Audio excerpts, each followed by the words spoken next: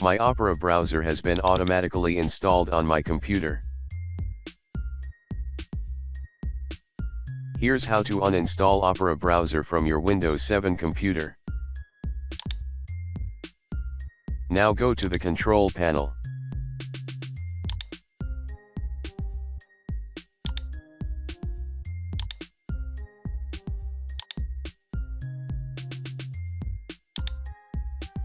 Select Opera browser here, then click on uninstall.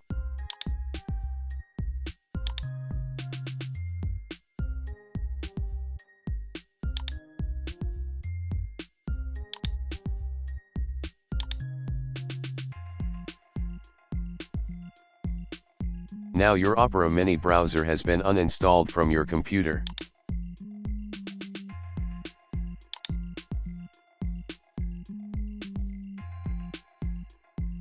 Thanks for watching. If you like my videos, please subscribe and share.